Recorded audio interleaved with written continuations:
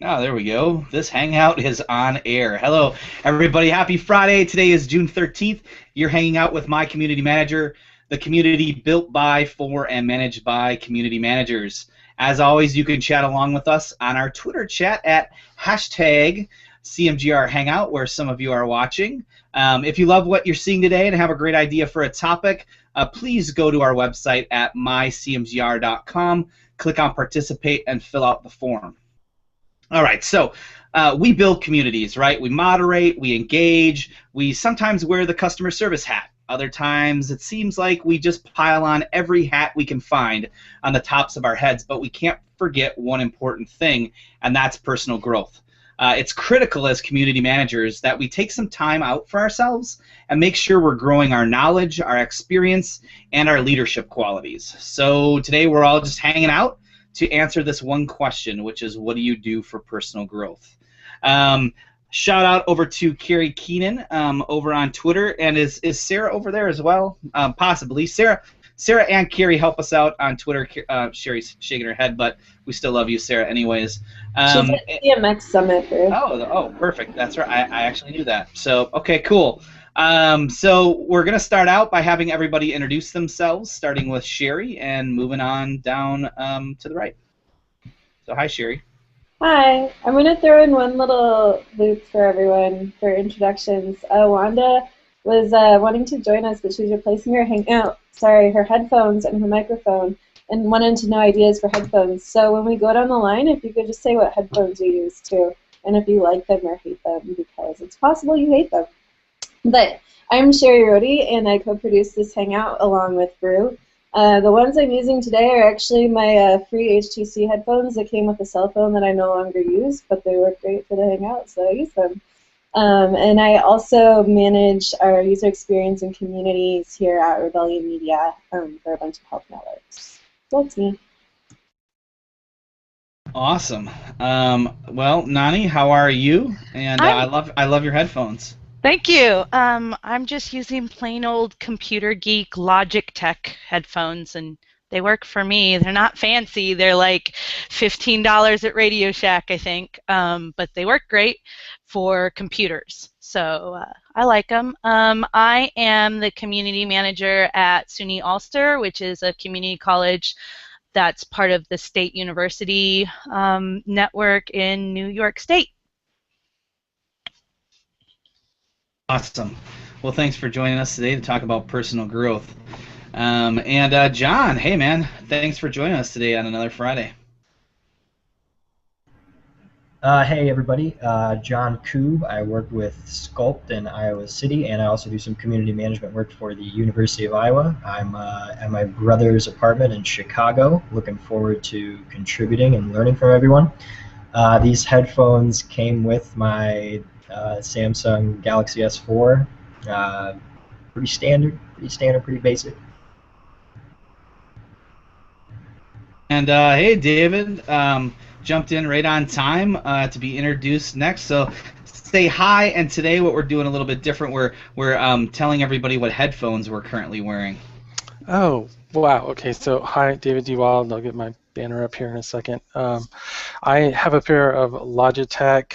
I forget which ones they are. They're gaming 7.1 surround sound headphones.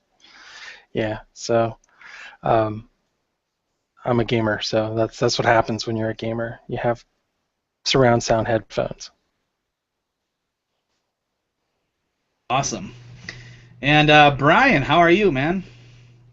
I'm doing good. I'm sitting outside in sunny Arizona, so I can't complain there. Actually, I have the same headphones as David, so I think they're the D930 Logitechs. I used them for voiceover with noise canceling, so they're pretty cool headphones. Except they're rather expensive, so I'm rocking the iPhone headphones today. But glad to be here, Brian Fanzo, iSocial Fans on Twitter. Actually, as of this week, I'm now a free agent, kind of on my own, kind of separated from my previous gigs. So I'm a big fan of building communities and helping both internal and external ones. So personal growth is I could say, is a hot topic for me as of Wednesday of this week. So I'm glad to be here. Awesome. And you know, those iPhone headphones are super comfy. I like them. All right, Brock, how are you? Thanks for joining us. I am good. Thanks for inviting me. I am Brock Sarkaya. I am Brock DC on Twitter, and I am currently one of the community managers for the it's been 2 months, newly launched Google Small Business Community on Google+. And I just grabbed my roommate's Apple headphones because I wasn't prepared. So, but I usually use a pair of Skull Candy. I'm not too complicated with the headphones I use on the Hangouts. So, thanks for having me, guys. Awesome. Hi, everybody. I'm Brew, Director of Awesome at BTC Revolutions. And my headphones, I think, are named after cheese. They are called Koob. But they work pretty fine. They're a little broke on the side, but I can hear everything just great. So, all right, let's just roll into the first question, and please, anyone, just jump right in. Talk to us about how you prioritize taking the time for personal growth. I can jump in first. Awesome. I actually schedule it because I'm an organized schedule nerd. So it is actually in my calendar. I force myself to take time out actually throughout the day too. I schedule in 30-minute times throughout my workday to sit back and read something, not necessarily work related, but maybe just like about investing in yourself or other personal things. So then when I jump back into community management, my head isn't clouded with a bunch of different marketing things. Because part of my job too as a community manager at a community college is we're not just about talking about what we're doing on the school. We're kind of a whole connected campus. So we talk about things going on outside, like job searching and personal growth and things like that. So I kind of am able to work it into my business life. But I definitely have a no email, no text messages, phone calls after 7 p.m. for work people unless it's emergency rule that I've had to institute into my life. And I've literally had to like put it on my work calendar so people know. Not just about talking about what we're doing on the school. We're kind of a whole connected campus. Oop. So I think, I think one of the things on my side is I love how you talked about kind of scheduling and making it a priority for personal growth. One of the things I like to look at is, taking something you're already doing as a routine in your daily life that's not really necessary, and just try to replace that with some personal growth. So maybe that's giving up an hour of Netflix every night, or for me personally, it's my morning time when I wake up. Instead of before I usually was turning on the TV and kind of watching that as I got ready during the day. Now I'm trying to catch up with industry news and things like that. I think a huge part of it, is that time management, and we have to realize, being a community manager is that, it's a 24-hour job. It seems like everyone's always within an arm's length of their phone. I think it's so important that, we get away from the laptop, we get away from the accounts that we're running, at least an hour or two a day where it's just, you time. Not necessarily, learning a new skill or something, but where you're just away from it all. I think that's so important because being a community manager, you kind of have to obsess over this stuff. If you want to be good at your job and if you're that passionate, you are obsessing over that stuff. But it's important to set that time apart where you just have nothing to do with it. I think that's actually pretty important. So yeah, no, I agree. I agree on there's definitely a need for us to, the community growth is a big thing. I preach a lot about culture and the importance of kind of like having people to vent to. Like I use Twitter chats a lot of times as my my personal growth as well as my sanity check, because if I can vent with fellow community managers or people on social that are dealing with people that hate change or the similar problems that I have, or I love setting up kind of Skype and kind of brainstorming and just kind of thinking things that are completely outside of my day-to-day job, because I think it's important that not only are we connected, but we also understand what everyone else is doing. So part of that has to be like, I love the idea of scheduling your free time. A boss told me a long time ago that he always made me schedule a meeting for myself, for 1 hour, no matter what, on my calendar. And you say, yeah, that's fine, then you never put it on your calendar and you never do it. So I have a little pop-up that will come up throughout my 9-hour day that'll say, hey, this is your 1 hour by yourself, which usually ends up being a Twitter hangout or a Google Plus hangout or a chat. But I think it's important to also know that you're not alone. You know, a lot of times with community managers, you feel like you're kind of fighting the good fight, but it's a refreshing to know that you're not the only one that has to teach people change and you know, be the traffic cop oftentimes.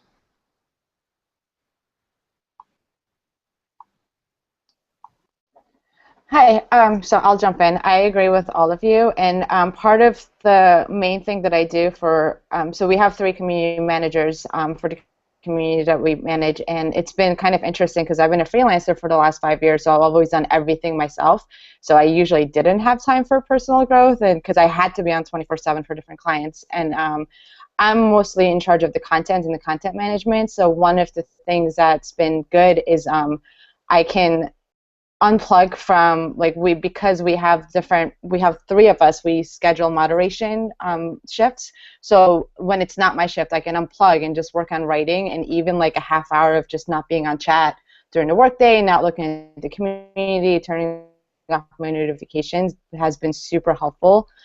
So it's been an interesting adjustment, and it's been good being able to do personal growth even during the workday while being on, but still being able to unplug. Hi, can I button? I'm Abhishek, and I'm from New Delhi area, and I run a new media firm, and we have been doing digital marketing for past 6-7 years. I've recently come out with a tool for community management, and to answer the question, I read somewhere that every day you have to take out some of the time, which I call me time, and when I take out that time, I just go through what I've done in the entire day and what are the plans for tomorrow. So I make a note of it. It's usually between 20 to 30 minutes. It's just you, a pen and a copy, nothing else, no music, nothing. So that's what helps me plan the next day better and just evaluate what I have done, the value which I've created. So that's what is the right way for me to think of what I should be doing tomorrow or the next and the next. I'm done. I was curious, from my side, I use podcasts a lot and TED Talks as kind of like a personal growth vehicle for myself, just to not only motivation, inspiration type things, but you know, there's some really good podcasts that you know, talk about, you know, everything that we kind of deal with on a daily basis. So I was curious, is everyone else use podcasts, or, you know, or maybe if you have a favorite podcast you could plug, 'cause I'm always looking for new ones, even. I'd be interested in the ones you're listening to. Okay, so I'm a media podcaster, but I usually use it for hobby stuff more than anything else, and you know, just the hobbies that I'm interested in. But for me, I read a ton of blogs. I mean, that's the first thing I do in the morning before I start work. Really, is I've got some RSS feeds set up, and I'll go through and read just about everything. And if I think it's interesting, I'll retweet it out on Twitter. So. Or tweet it out if it hasn't been tweeted already. Yeah, I mean, from my standpoint, so I one of my favorite ones is, you know, Mike Stelzer from Social Media Examiner. He has his social media marketing podcast, and then Neil Schaefer has a pretty good one too from Maximize My Social Business. And actually, one of the new ones that I just listened to for the first time this morning is My Kids Adventures from Mike Stelzer as well. I think it was his debut this week, but that's a really good podcast for anyone that has parents or anyone that is a parent or wants to have fun kid activities. Like, it's a great idea, but I'm always looking for new podcasts to kind of learn and listen to. My commute used to be 50 minutes each way. That's what my podcast consumption was, but now that I'm working from home or from Paradise Bakery like today, I'll have to find podcast time. Anyone else? Well, what I was going to say, you know, I have this tweet up on our screen from a question over at Twitter, and Daniel asked, how do you separate personal, you know, growth from personal professional growth, right? And that was one of the things that actually popped in my head as you were talking, Brian, is that podcasts for me, I like to listen to them when I walk, when I do stair stepping, when I'm actually doing something for me. I kind of like to sort of combine the two as much as I can. And I sort of look at really, my passion is my profession. That's tweetable, by the way. My passion is my profession.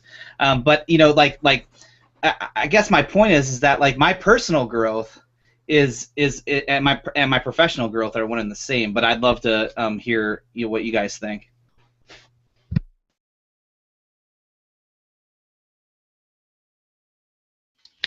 I was going to say I kind of do the same thing. I do a lot of physical movement at my job, luckily, because I'm constantly walking across campus from office to office and checking in with faculty and student groups and things. So I will spend time while I'm doing that, maybe listening to a personal growth, something that's more in my personal arena as I'm having, extra walking time across campus. Also, I do vice versa. Some of the people that I get my personal growth from, I friend them on Facebook. So throughout the day, I see what they're writing about. I follow their blogs, their Facebook pages, so their blogs come up in my time stream. So I take 5 minutes and stop and read that because like I said, with my job, luckily sometimes I can also share that with my community, and it still stays on topic.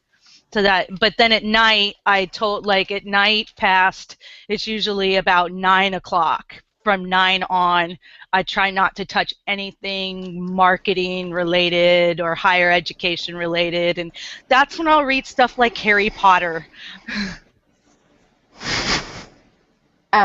For me, for the personal growth side of things, I have decided to reteach myself French and learn how to play the guitar this summer. So that's my big goal. So at the end of the day, I'll open up the Duolingo app, or actually I have my French notes from high school still. So I'll grab those and just take a look at those, and those are the little random things that I do for the personal side of things. Yeah, I think it's really hard for me to separate them, to be honest, because one thing I would say I did huge for personal growth this year was going out and speaking, and it wasn't through my job, but it was still related to community management and past jobs. But then at the same time, I do things like set running goals and things of that nature that are definitely pure personal growth.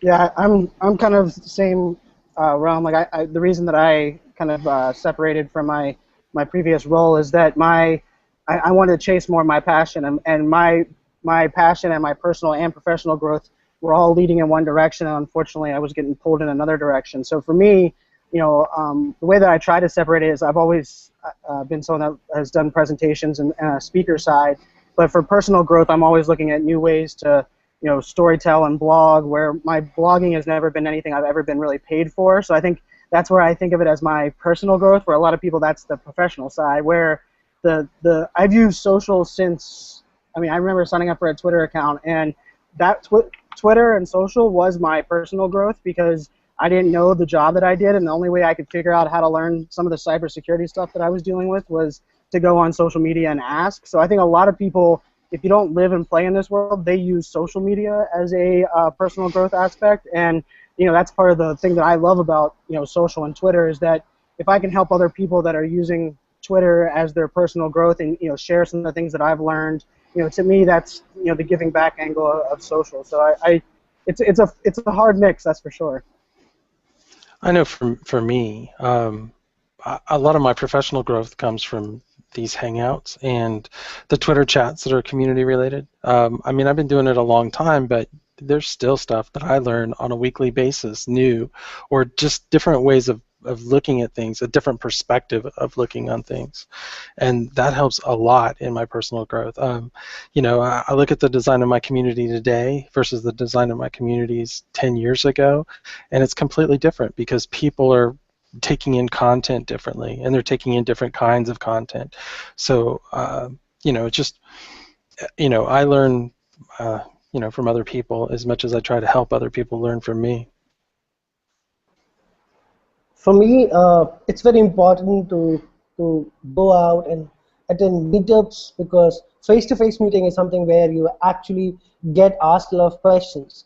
And in one of the interviews I was listening to, one of the podcasts I was listening to, which is jobstobedone.org, and the guy said that the questions are the spot in your brain where the answers land up. So if you're asking a lot of questions about a lot of things, and be it social media, be it content, be it design, so that's one of the ways to do it. And going to these places is a sure shot way of being asked a lot of questions. And that's one of the best ways to go. I mean, professionally. Personally, you read, you listen to music, you follow your passion, you learn something, you apply more, and it just, flows from one thing to another. It flows from personal to professional and professional to personal. That's my way of doing both the things.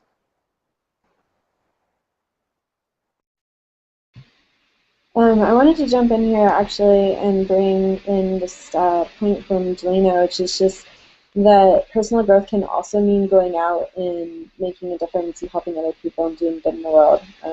Do any of you focus on personal growth through that method at all?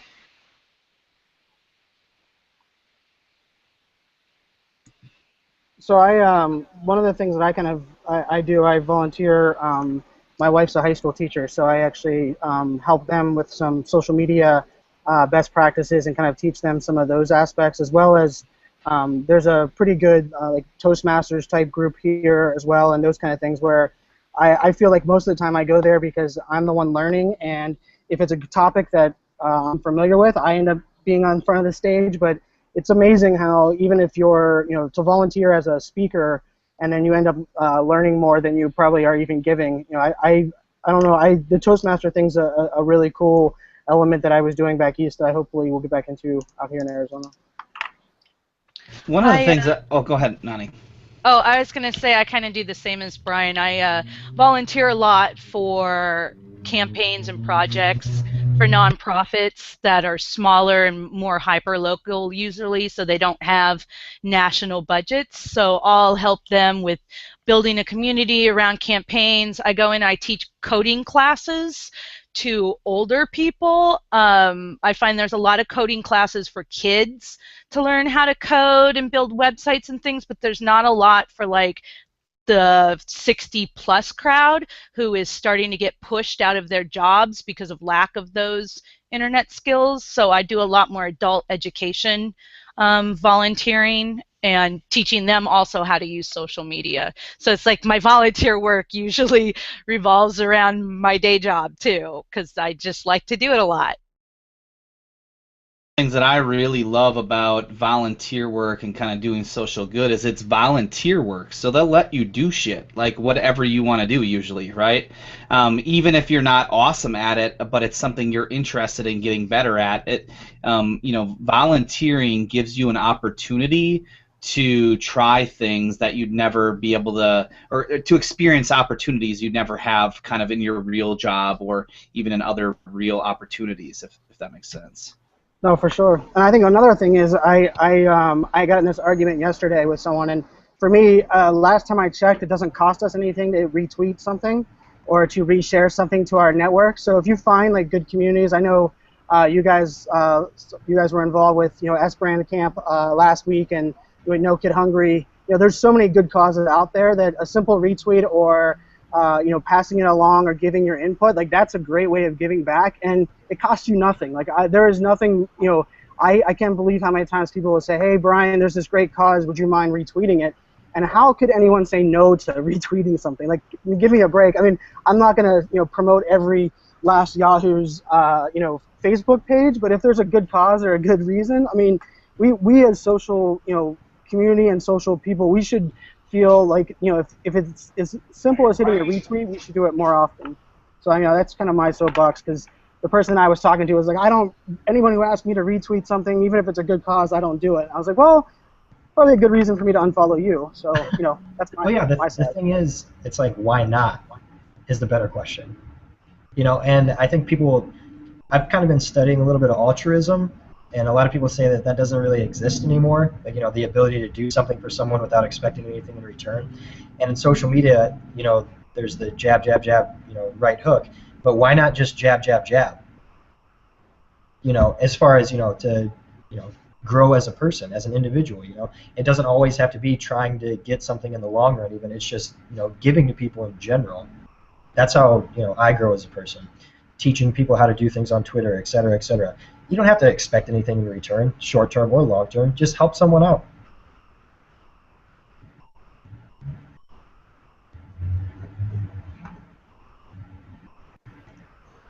Well, All right, what I do, go ahead. please. Okay. What I do here in India, we have a very small startup ecosystem, and there are limited resources. And these startups want to use digital and social media to reach out their potential customers. So what I've started doing off lately, it's been some 3.5, 4 months, that I set aside a time slot, and people can come and ask and meet me and spend time, and I make roadmaps for them. And then there's a one-to-one counseling session which I do in a period of 3 to 4 months. So that's how I give back to that ecosystem, what I learn from people from across the world. That's my way of giving back to the community.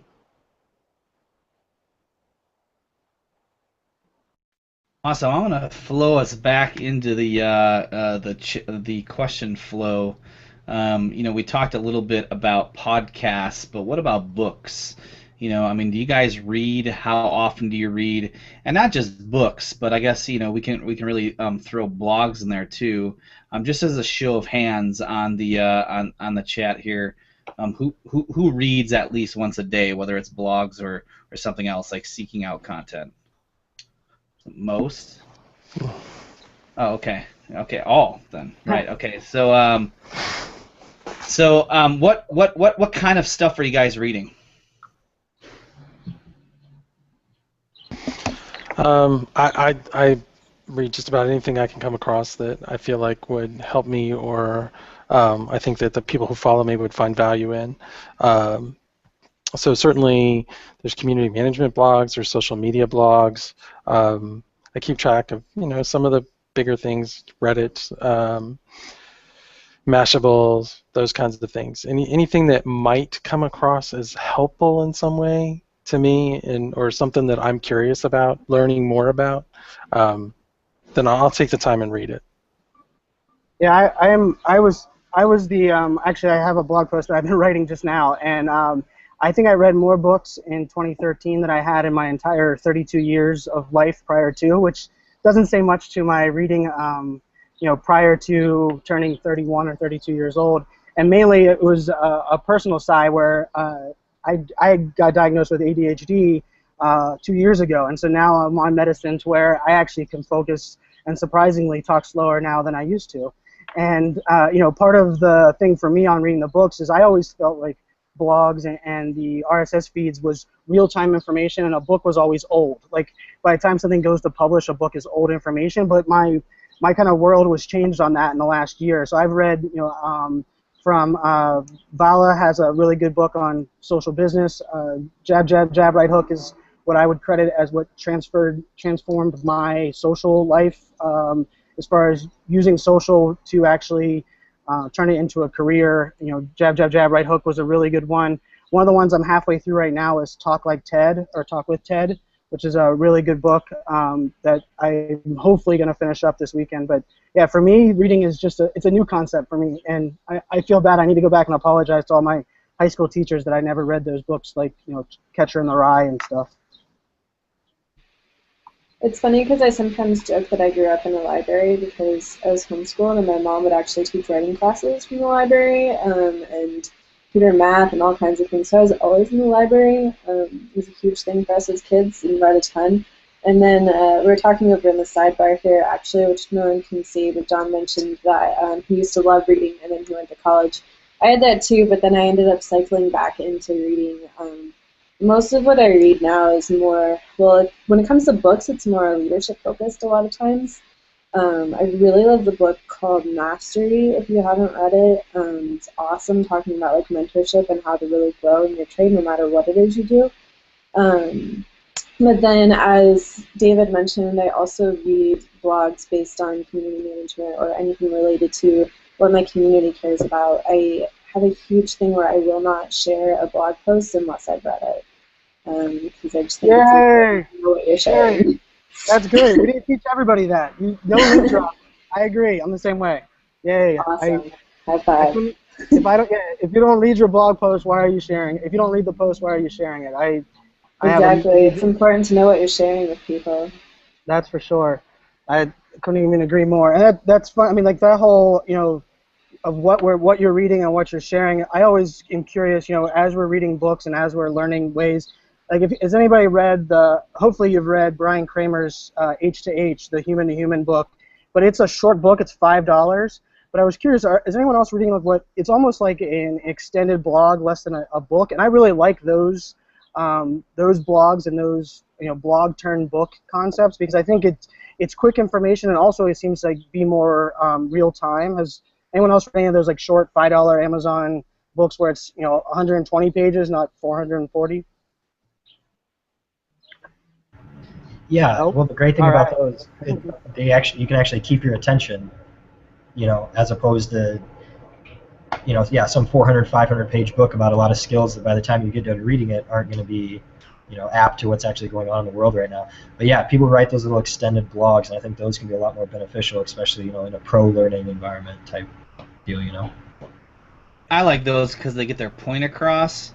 I hate reading like investing my time in this big thick printed book and then being like, oh crap, you could have summarized that on 2 pages.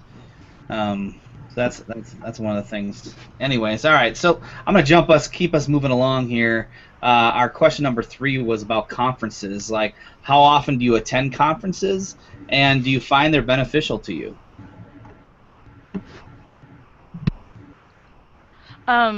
At the college now, I used to attend conferences a lot because I actually was a conference blogger. Before I went into social media, I was a blogger by profession. I was lucky enough to have corporate accounts and things like that. So I used to go to conferences a lot. I actually had a blog called My So-Called Conference Life because I was never home. I was always somewhere at a conference. And that was awesome, but it's got to be where I was seeing the same people over and over again and hearing the same speakers, and I actually knew exactly what they were going to say in their presentation, even if they so-called, changed it a little bit. I still knew what they were going to say. The last 2 years, I've been down to 1 to 2 conferences a year, and it does a lot of good because I now those people know they're only going to see me once or twice. So we make that time that we see each other a lot more valuable. And I'm seeing new speakers now. I go to Social Media Week in New York. I try to attend BlogHer, and I try to go to CES and the New Media Conference in Vegas. Those are pretty much my main ones. Yeah, I'm a conference guy. My previous life before I found my passion on the social side was technology, and so I was a evangelist and presented at technology conferences, sometimes upwards of 20 in a year, and I enjoyed that time. But I think the new age of conferences is these new ones like Social Media Marketing World that I went to earlier this year, as well as I'm going to Social Fresh for the first time in July, and for me it's about it's less about the speakers talking to you. It's about these events that encourage the networking, but they almost require the speakers to be part of the conference rather than to fly in, drop their same slide deck knowledge, like Nani was saying, and leave. So like at Social Media Marketing World and even at InfusionCon that I went to earlier this year, the speakers actually were part of the crowd asking questions and hanging out at lunches and really making it that in real life social networking. And for me, there's nothing been more powerful than becoming friends with someone via social or Twitter and then meeting them in real life and kind of, you already have the icebreaker down and you're kind of extending the friendship. So I think the conferences that get on that board, I think they're huge value. I couldn't stress it enough to find, the ones like Social Fresh and so on and, get involved with those.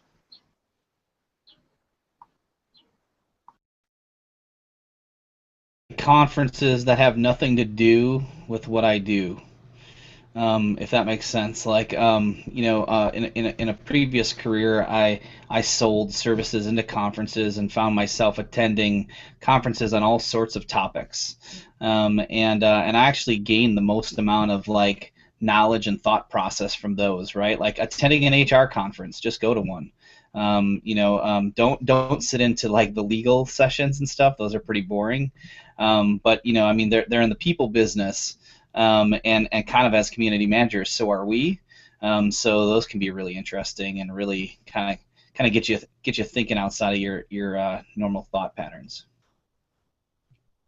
What about hobbies, guys? How often do you try new hobbies? And do they affect your career? Anybody have a good story about that? I turned my hobby into a career. So More. Tell us I'd say that counts. more. Yeah, I'm that guy. So a long time ago, I collect video games. I jokingly call myself an archivist, which is just a fancy word of saying I have a lot of them. So I started FanSite way back in the day for a game that I was really interested in, and over a period of time that turned into a really big fan site, and that eventually led me to a job doing community management, because that's what I was doing for that website. Is I had started off building it, and then I had slowly moved away from adding new content. I found people that were more interested in doing that than I was, and I slowly moved more into working with the community, and it absolutely turned into a career. That's what I do today. I'm not in gaming anymore, but I'm still very, very involved with gaming, and I have lots of friends that are gaming community managers. So I keep my hat in that arena, so to speak. But when you turn your hobby into a career, you never can get away from it, though. And then I just got to the point where I kind of burned out. I got really tired of talking about video games all day, every day, and welcome to the corporate world. So I always bring up the advice I heard when I was in university, actually. My degree was in graphic design, and our instructor made it really clear to us one time that your design is going to get really boring if all you know is design. And so it's always stuck out to me to make sure that I have hobbies that are not necessarily related to what I do, whether it's running or biking or just anything that's different from just community management or just social media, or in my case, just health, chronic health conditions. So. Yeah, that's a good point. I mean, I think people ask me all the time on, do I ever step away? Do I ever sleep? And I would say I played hockey and coached a high school hockey team, which is my hobbies outside of here. But 3 daughters under 4 years old, my hobbies are now their hobbies, which is nothing more rewarding in my life. So I got to go to an hour-and-a-half ballet session for my 2 daughters yesterday, and to me that was my step away. I left my phone in the car. Unfortunately, then I couldn't take pictures, which then I feel like I'm completely lost. But like to me, me being a dad has turned into the hobby that I really enjoy, and the social side is the part of my life that is my passion for sure. Yes, I really like that point, because that's the beauty of hobby. And one, the more the better, and you should just not be sticking with one. And I got sucked into community management because I was very passionate about coffee, and I picked up coffee, and I've been talking about this forever, and it still is a hobby, and it got me into community management, and I learned everything about digital, and it's now it's my job, and it became my profession. But on and off, I pick up other things which become interesting. Like these days, I'm learning to write better essays, reading books like William Zinsser's How to Write Well, and so these are like learning what is expertise, and then you apply that expertise, that passion of hobby, to other parts of your work. So yes, hobby is very important, and more the better for me. Something we try to do every Friday where I work is have a type of workshop that one of us at Sculpt teaches everyone else about something that we're passionate about. Last week we did slacklining. Basically a line in between 2 trees or anything, and you got to walk on it, which is pretty interesting and pretty easy to fail at.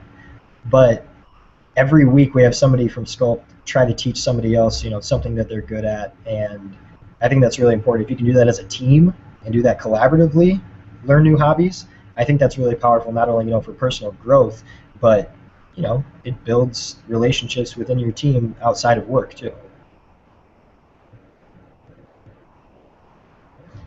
About our next question is about how often do you take part in organized learning? And actually, Rosemary, when she popped in, asked the question, does anyone else use Skillshare for courses? So I'd love to hear from you guys. Do you take part in organized learning, and how? Are there certain sites you're using, certain courseware? Um, I personally love lynda.com. I kind of use that to quickly hack my way through anything that I need to know quickly. What about you guys? I've actually used Coursera and Udemy in the past, and I am still working on my bachelor, so I'm going to be going back to school in the fall. So, but Coursera is, and I think I saw a Lifehacker article on it. There's a new website that can actually help you find the right course you need for the different websites. It's like a little search engine for online courses. Actually, I'll look that up while somebody else jumps in and answers. I cheat. I work in college, so learning is pretty built into what I do. I jump in, like if I have an hour where I'm not really super doing something.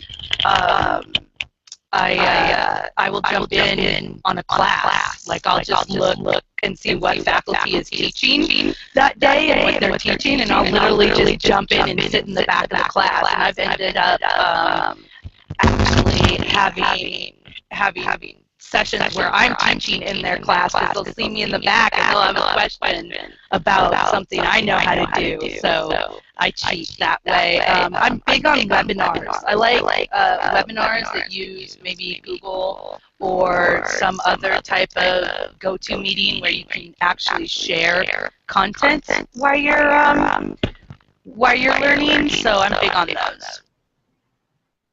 So yeah, actually, I'll jump on that one, Nani, because I kind of feel the same way. I teach people. I work with Google Plus a lot. I've been a fan there for a while, and between YouTube and Google Plus communities, that's where I get my learn on. And the reason that is I feel like it's an extended learning experience. Like, I mean, learning with you know, a lot of these. I went to college. I would say I learned more as a president of fraternity and playing 4 years of hockey than I did in the classroom. Partially just from what I was there for, but along with that came the idea that where if I can continue these relationships with people, and Google Plus communities are amazing for that. One of the ones, like, I didn't really know SEO very well. I came from technology, and so I joined a group community about SEO, and I was amazed how many people are willing to help me on G Plus and jump into Hangouts, and if you don't even understand G Plus, there's plenty of communities there that help you teach you G Plus, and then you can teach the community. So YouTube, I probably owe YouTube a lot of money from, it's taught me more and given me more career skill sets than the 4-year degree that I'm still paying off. I tried Coursera, but then it got too boring for me, and then I just left, and then I'm back to learning from whatever is available on the blogs, podcasts, people who write, Twitter, and then asking the same old good questions again and again.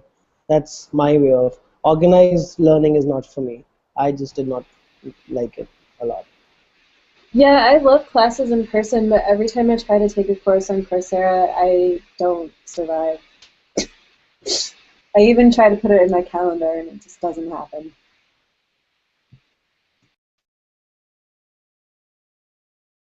What about stepping outside of your comfort zone? How often do you do that, and how do you do it? I think that's an important part of personal growth, is getting uncomfortable. So let's talk about getting uncomfortable. Getting on screen on Google Hangouts, like right now. That's really out of my comfort zone. So I'm a writer. I'm not a good speaker. So this is yeah. I'll trade you. I would kill to be able to write better. I'm sorry? I said Go ahead, Sherrie. I think I'm far better speaking than I will ever be writing. So. Me too. I was pointing out that she agreed to it 10 minutes before we went on air. Google Hangouts. Out of her comfort zone. Yeah, Google Hangouts was community manager chat was my first ever video chat I ever did where you could actually see me. I have spent my whole life behind the screen of something, either behind a video camera or a computer, so people actually knowing what I look like, I guess, is a big thing.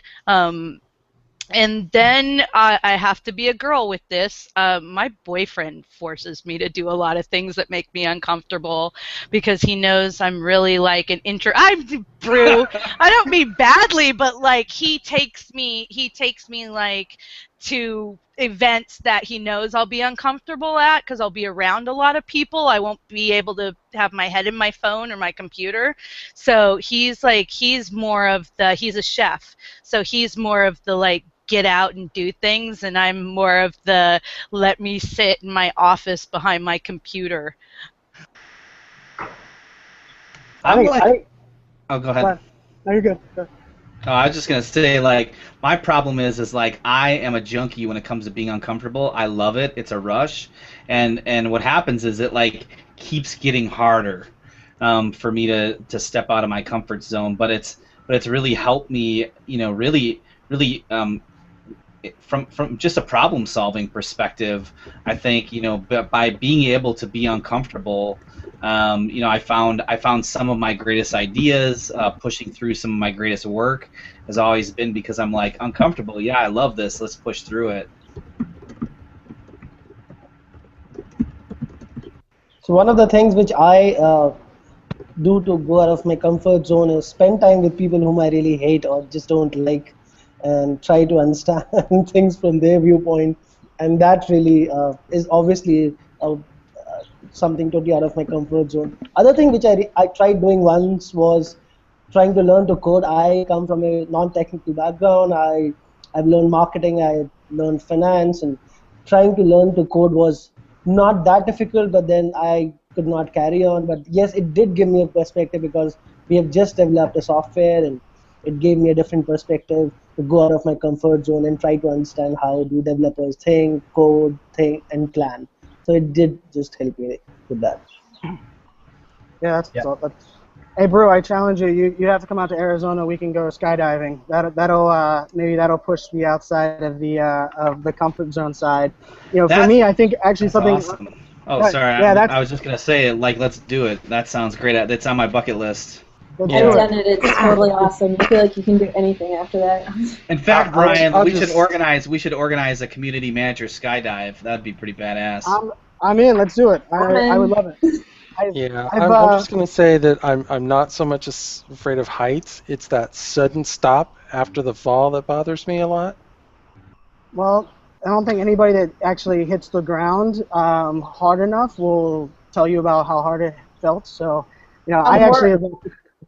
I've bungee jumped in 13 countries, and that was like one of my big rushes for a while. When I would travel, I would take the weekend and go find somewhere to actually bungee jump. But the skydiving thing is an interesting one. But something Nani said kind of got me kind of excited, because I think social media and blogging gives everybody a chance to have their own voice. And I kind of expressed this yesterday that I was told way back when I got out of college in 03. Or I say way back, that sounds like it's a long time ago. But I was told like I wasn't a good blogger because I wrote like I talked, and all I did was add my own stories to things. And I think now that's changing, and being able to humanize yourself and get on camera, if that's your uncomfortable zone. I mean, Nani does a great job not only conveying what she does, but inspired by things that she's sharing on these Hangouts. And that's why I like doing the Hangouts weekly, because I learn, new ways to do things from everybody on here. I think the more people that understand, hey, if you're a great writer, and there's so many great writers out there, I'm not one of them. I'd much rather get in front of a conference room of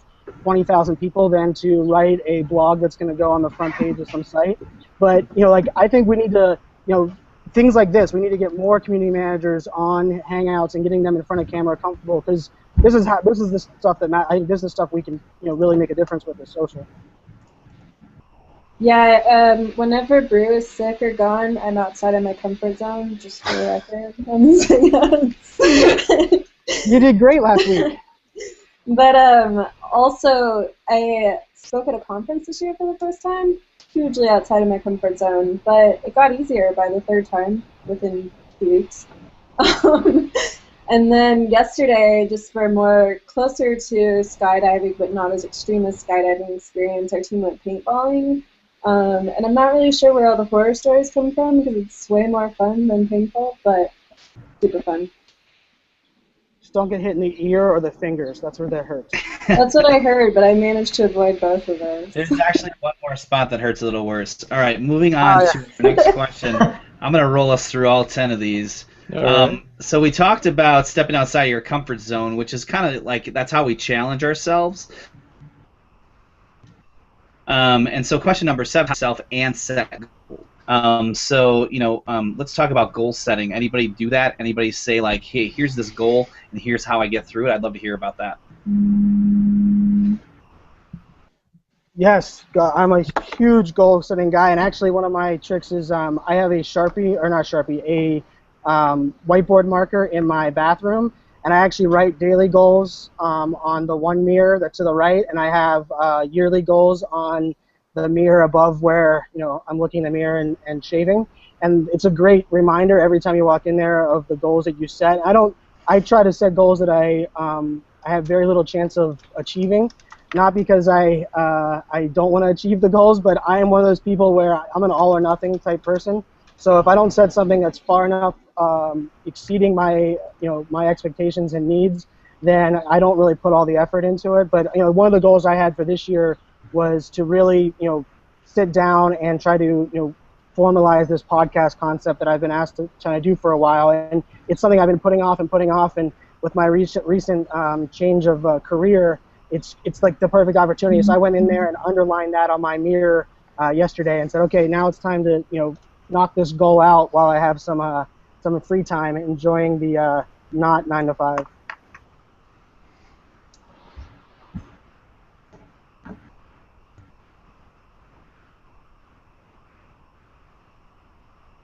We only have one goal set around the panel, so we're going to move on to to the number 8, which is how often do you ask others for feedback? I'm one of those people that's constantly asking for feedback. I've just reached a point in my life where I think I can take anything from anybody as far as advice and criticism. So constantly, yeah, if you're out there listening to the Hangout and you think I did something wrong, please tell me. I'm more than willing to listen to it. I might think you're wrong, and we can debate it, but thanks, Brian. I agree with David. I ask for feedback a lot, and it does help. And at times you just get disturbed of it, but then I guess as you grow older, you learn how to take that in the stride and move on. But yes, feedback is a must. To constantly move forward, learn, understand what you're doing, how do you things right, wrong. Yes, it's very important. I don't know if I'm the only one, but I always feel like if I ask for feedback, I either always get what they think I want to hear, or it's either that or I get like the direct haters. So one of the things that I have 2 mentors, and one of my mentors is probably the most brash, real person that I know, and I really attached onto him because he will not mix feedback at all. I promise he'll probably see this video and tell me that I shouldn't have been wearing a T-shirt on a video that's going to be stuck on the internet forever. But I think part of that is finding like that real true friend, and I think that's partially what the great leaders, the great CEOs of companies, they don't have. The yes men are going to exist, but you have to have those people that keep it real, and I think having those people are even more important than asking for general feedback, because when you have that person that tells you the honest truth because they know you can handle it and they know you need it, like find those people, get those people to mentor you, because that's been a game changer for me, big time. Yeah, Brian, I agree with you completely, and throughout my life, I don't ask for feedback that much, but I feel like the relationships that I've gotten with people so far, I'm close enough with people that when I'm messing up or when I could be doing something better, they're going to tell me. And I value all of my friendships and relationships so much, and I've developed that trust with people that when I mess up, someone's going to tell me. Like when I do a good job, someone's going to tell me. Like I have the people in my life, and it's been a lot of relationship building to get to that point, and I'm going to have to keep doing it if I want to get better. And yeah, it's really having those core people in your life that are going to set you straight for sure. I think I actually prefer the haters, the ones that really want to give you the vitriol. Those are the best, because not only are the posts humorous for how far off they can go, but sometimes there's really negative truth in there, and you just have to dig them out and work through all the profanity to really get to it. I use something I learned at a job I used to have. Agency I used to work for has actually mentors kind of inside the company that they set you up with on your first day. And so you do like bi-weekly little 30-minute meetings with your mentor, and it's a person that's been at the company longer than you. So I've actually carried that into my new job, where I have check-ins every Wednesday with certain people on my campus, and it's not just feedback, it's just like connecting on how I can help them, how they can help me, what we see as each other's strengths, if we learned anything new in the last week that would help each other, because I try to really push on my campus to people to do social media too, not just leave it on me, because there's only one of me, but they're there so they can write about what they're doing better than I can. So we just kind of, I call it like the empowerment break. It's really just a 30-minute break that we take just with each other to empower each other and give feedback too. So I've learned that works, and I'll shout him out. I actually learned that from Rick Dragon. It was at his agency where he has mentors inside the company that he sets you up with. So I've taken that on to my new job. It's a great program. So if anybody has more questions, they can tweet Rick Dragon about that. That's awesome. Yeah, and I implement social business tools internal to communities, and I think that's a huge part. Like we always sign a mentor that's not in their direct report or even in their department, because it's amazing how much more information you gather and how much, I wouldn't say intel, but how many more people you get to know by kind of being able to have that check-in with someone that's outside your normal group. And some of the social business tools now, actually, we've been able to set up video conferences with people at different locations of the same company, and that's been really powerful. I know IBM does that, where they actually make you have a one-on-one video chat with someone that's in the same company but has nowhere close to the same role, and you guys kind of just talk about what's going on, and that growth and exposure has been a huge success. That's awesome to hear, Nani. All right, guys, I'm gonna so you skipped into number 9 here, which is about, do you have a mentor? So just raise a hands. Do you have a mentor? Did you have one at any time? Looks like some. Okay. If you haven't ever had a mentor, I think they're very valuable. You should look for one. And the last is, have you ever gone off the grid to step back and reflect or assess? Who's got one good off the grid story real fast? It's got to be a half a minute. Abhishek, let's go with you. Well, it was 2012, and I had been doing social media for nearly 5 years, and I, for some reason, felt stuck. So I stopped taking all the new work, finished up the old work, all the old projects, and then took a back seat and thought of what I wanted to do. And I figured out I wanted to develop a product which would be useful for all the community managers and for us, and worked on it for nearly a year and a half, and then got back to the thick of things, and then I'm back. So yes, by taking a step back for nearly a year and a half, I was not doing any social media, no development, no management, and then I'm back for nearly the past 6, 7, 8 months, and I'm enjoying it a lot more better. I think I'm adding a lot more value. That's what I did. I went for nearly a year. Yeah, hardest thing I ever did was in March. I took a vacation for the first time in 8 years. I literally had not taken a vacation in 8 years.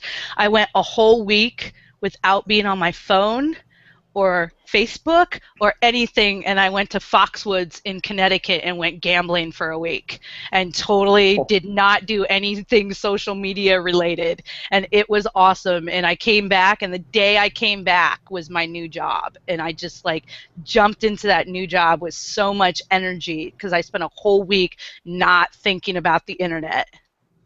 Oh, that's awesome. Well, guys, we are out of time. Thank you for joining us today, and a lot of you for coming back. Everybody who's watching on Twitter, thank you. Please join us every Friday. We have some great topics coming up next Friday, June 20th. We have Real World Leadership with Les McCown. On the 27th, we have Sprout Social presenting us with their Community Manager Survival, which is kind of a big topic they're coming out with. So they're going to have us part of that conversation, and then Community Growing Pains and Social Change and Community Management coming up in July. So if you're interested in any of those topics, please go to mycmgr.com and click on Participate. Let us know you want to hang out. So until next Friday, guys, we'll see you later. Bye. Thanks. Bye.